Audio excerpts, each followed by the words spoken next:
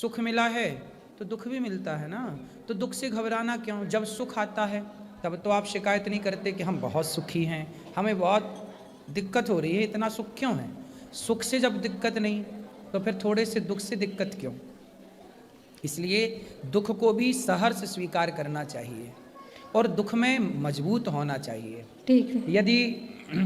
यदि हवा ना चले, यदि मौसम में बदलाव ना हो, जब बदलाव मौसम में आता है, तूफान, हवा, बारिश और फसल सारे चीज़ को सहन करती है, तब तो फिर वो किसान के घर फसल पहुंचती है।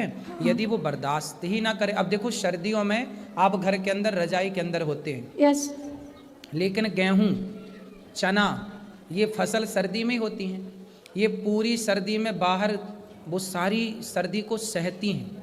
यदि वो ना सहें तो उनके अंदर फिर वो ताकत कैसे आए जो ताकत उनके अंदर है?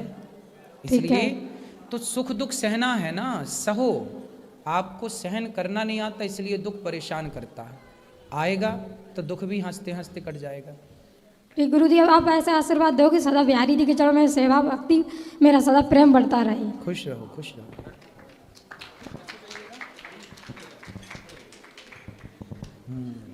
गुरुजी राधे राधे जी। गुरुजी, मेरा ये प्रश्न है कि मैं पर साल आई थी तो लड्डू गोपाल ले गए थे, तो मैं सत्यनारायण भगवान की कथा कराए थे, तो ठीक है ना? हाँ सही है।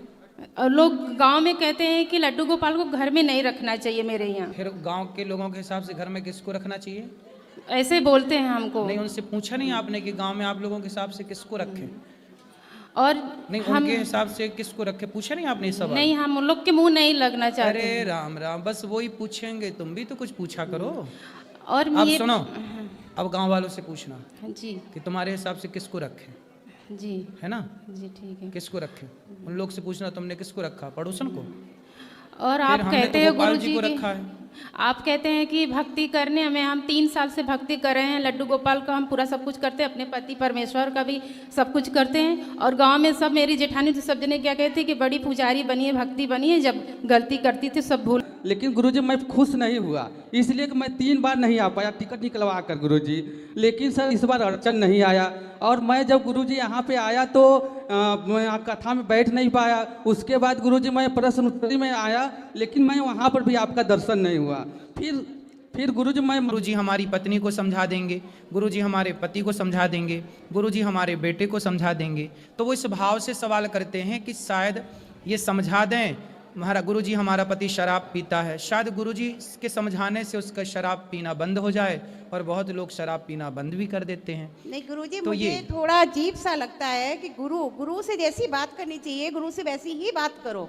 ये गुरु से क्या बात करना, मेरी 4 शादी हो गई, 3 शादी हो गई, मेरा पति छोड़ गया, मुझे प्यार नहीं करता है, मुझे बहुत अजीब लगता है। मैं आपका प्रवचन डेली सुनती हूँ, मुझे अच्छा नहीं लगता है। मेरा बेटा कहता है कि क्या सुनती हो, महिलाएं कैसे कैसे सवाल करती है गुरुजी से, तुम इनको क्या सुनती हो? आप गुरुजी बताओ। ऐसा है ना, देखो 98 लोग अच्छे सवाल करते हैं, केवल 2 लोग ऐसे होते हैं जो इस तरह के सवाल करते हैं। तो जो 98 लोग हैं हमें उनकी बात सुननी चाहिए, और 2 लोगों को जो हमें अच्छा नहीं लग रहा उससे आगे बढ़ा देना चाहिए।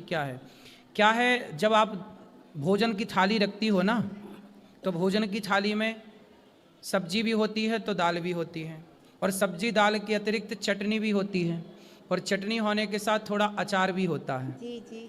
तो व्यक्ति को सब प्रकार का स्वाद अच्छा लगता है, थोड़ा एक लड्डू भी हो जाए, थोड़ा एक मीठा भी हो जाए, तो भाई सबके स्वाद से ही तो हमेशा ही अच्छा ना होगा ना मेरी माँ। हम यहाँ बैठे हैं तो कुछ बच्चे हैं, कुछ लोग हैं जो अच्छे सवाल करते हैं तो उसका अच्छा उत्तर भी होता है, कुछ लोग ऐसे सवाल करते हैं तो उसका उत्तर भी उसी तरह से हो जाता है। गुरुजी मेरा मानना है कि भगवान के बारे में पूछो, अपनी समस्या ये क्या है, ये मुझे नहीं अच्छा लगता गुरुजी। सही है, आपका कहना बिल्कुल सही है, पर धीरे धीरे जब लोग सवाल करना सीखेंगे, अभी तक तो क्या था ना कि आज तक बताइए क्या किसी को इस तरह माइक पकड़ के बोलने का कहीं मौका मिलता था? नहीं। तो ये मौका मिलता है, तो जब मौका मिलता है तो लोग सब तरह की बातें करना चाहते हैं। तो धीरे धीरे जो बात आप कहना चाहती हो वो लोगों को धीरे धीरे समझ में आएगी कि गुरु से कैसे सवाल करने चाहिए, क्या पूछना चाहिए। जैसे बच्चा छोटा होता है ना तो माँ की गोद में जाके सुसु कर देता है, क्योंकि बच्चा है। अब ये छोटे छोटे बच्चे सवाल करते हैं, इन्हें पता ही नहीं होता ना कि सवाल कैसे करने हैं, लेकिन बेचारे शुरुआत तो कर रहे हैं।